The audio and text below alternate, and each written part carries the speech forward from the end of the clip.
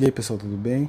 Esse é mais um vídeo do meu canal, que tem meu nome, Lucas Home, e tem como proposta disseminar conhecimentos voltados para concursos, empreendedorismo e gestão, utilizando de mapas mentais para a divulgação das informações. O vídeo de hoje traz como tema a introdução ao direito constitucional, e esse conteúdo é voltado para os concursos relacionados à Secretaria de Fazenda de Minas Gerais e Mato Grosso, e demais secretarias que possivelmente possa sair, assim como para o concurso do INSS que está para sair.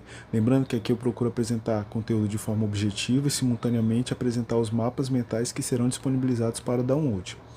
Os mapas mentais são muito importantes para fixar os conteúdos e também muito úteis para revisão quando se tem pouco tempo de estudo.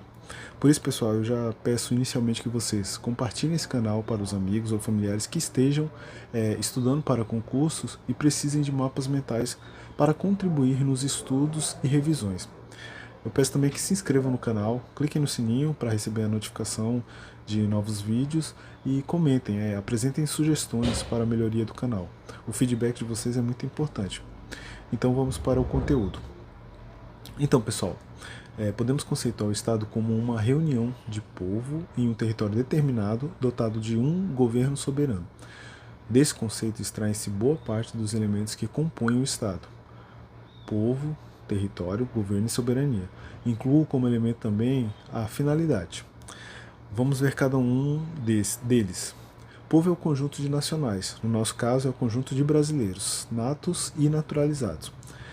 Por sua vez, o território é o espaço geográfico sobre o qual o Estado exerce o seu poder soberano, compreendido pelo espaço terrestre, pelo mar territorial e pelo espaço aéreo sobrejacente. Já o governo é o conjunto de decisões políticas. E a soberania, conforme estudado no título 1 da nossa Constituição Federal, ao tratar dos fundamentos do Estado brasileiro, é, no plano interno, o poder que o Estado tem de dentro de seu território e sobre o seu povo impor sua ordem jurídica, suas normas. Já na órbita internacional, é o dever de observância da igualdade entre os Estados, todos igualmente soberanos. Por fim, considera-se a finalidade de um Estado o atingimento do bem comum. Em outras palavras, o Estado existe para buscar a concretização do interesse público. Então, concurseiro, agora eu vou falar sobre a forma de Estado. Para saber qual a forma de Estado adotada por um determinado país, devemos observar se há ou não repartição do exercício do poder em função do território estatal. Se não houver repartição de poder, ou seja, se o poder é exercido de forma central, se tratará de Estado unitário, também chamado de Estado simples, e temos como exemplo o Uruguai. O Estado unitário ele pode ser classificado em Estado unitário puro ou centralizado, caso em que haverá somente um poder executivo, um poder legislativo e um poder judiciário exercido de forma central, e também como o Estado unitário descentralizado, situação em que existirá a formação de entes regionais com autonomia para exercer questões administrativas ou judiciárias fruto de delegação, mas não se concede autonomia legislativa, que continua pertencendo exclusivamente ao poder central.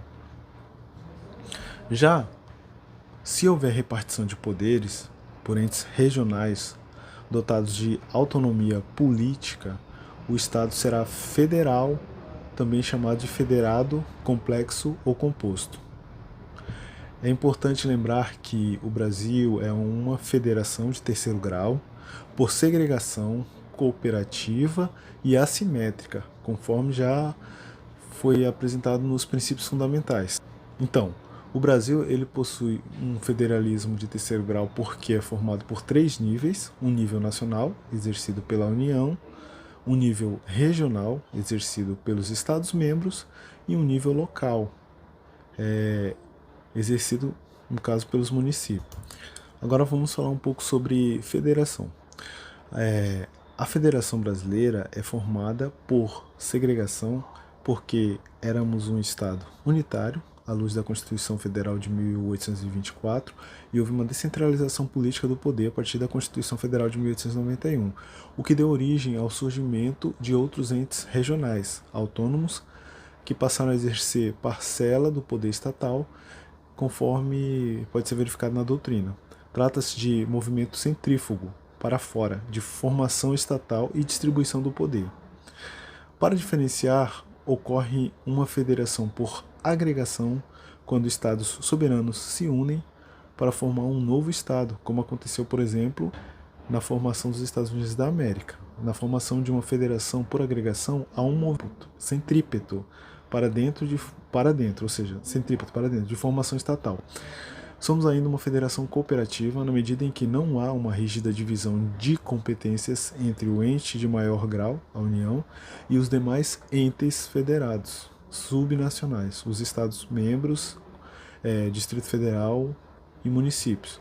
Tal fato é observado a partir da leitura dos artigos 23, que trata das competências comuns, e 24, que elenca as competências concorrentes.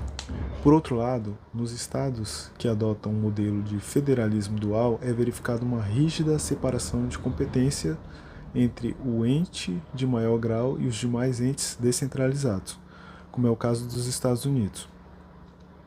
Por fim, no federalismo assimétrico como o nosso, a Constituição Federal parte da premissa de que há sérias desigualdades socioeconômicas entre os Estados-membros a exigir um tratamento diferenciados na busca da igualdade entre os componentes da federação.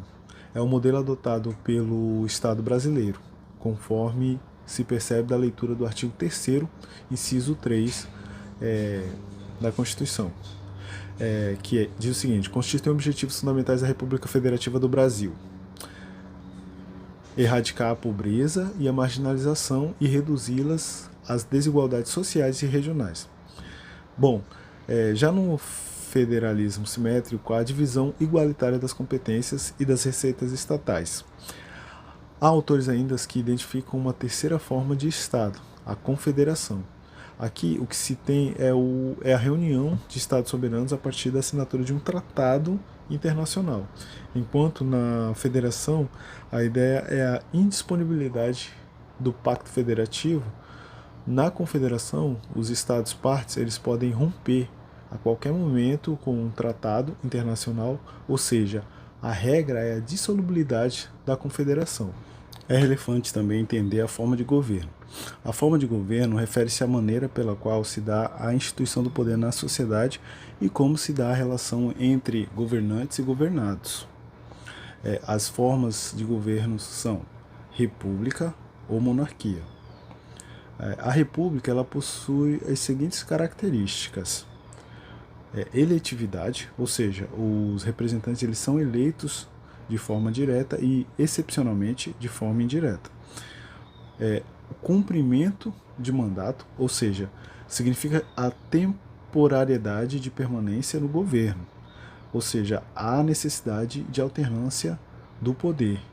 E também o dever de prestar contas de seus atos. O governante ele possui responsabilidades perante o povo que o elegeu. Por sua vez, na monarquia, as características são a hereditariedade. A instituição do poder não se dá por meio de eleições, mas sim por vínculo sanguíneo do filho em relação ao rei. A vitaliciedade, ou seja, não é temporário, o governante fica no poder até a sua morte ou eventual abdicação do seu trono.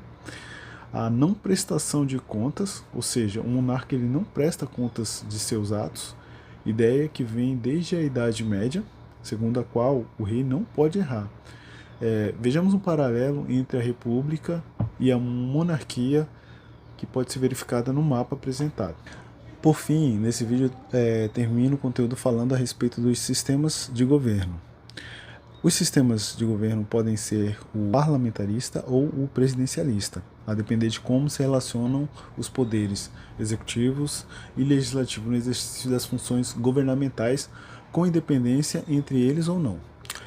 No sistema parlamentarista, o primeiro-ministro possui mandato por prazo incerto, uma vez que a responsabilidade do governante, o chefe de governo, se dá perante o parlamento, ou seja, esse sistema é caracterizado pela interdependência entre os poderes executivo e legislativo.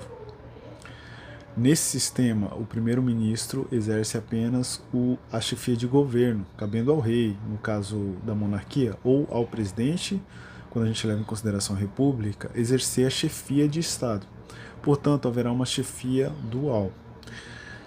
Já no presidencialismo, o presidente da República cumpre mandato por prazo certo. Nesse caso, há clara independência entre os poderes executivo e legislativo. O modelo brasileiro, conforme se depreende da leitura do artigo 2º, para o qual são poderes da União independentes e harmônicos entre si, o legislativo, o executivo e o judiciário. Aqui no Brasil, o presidente da República exerce a um só tempo a chefia de governo e a chefia de Estado, chamada de chefia única. É isso aí, pessoal. Finalizamos o conteúdo a ser abordado nesse vídeo e posteriormente eu vou dar continuidade ao tema em playlist específica relacionada a direito constitucional. Mais uma vez eu peço que vocês compartilhem esse canal para amigos ou familiares que estejam estudando para concursos e precisem de mapas mentais para contribuir nos estudos e revisões. Peço também que se inscrevam no canal, cliquem no sininho para receber a notificação de novos vídeos e comentem, apresentem sugestões para a melhoria do canal. O feedback de vocês é muito importante e também eu gostaria de convidá-los a me seguir nas minhas redes sociais, o Instagram e o Facebook, para ter uma interação mais dinâmica com vocês e ter a oportunidade também de receber dicas e sugestões de publicação de conteúdo aqui no canal. Vou ficando por aqui, agradeço a todos os que assistiram a esse vídeo e espero estar contribuindo para o seu futuro profissional. Até o próximo vídeo e é só o começo. Valeu!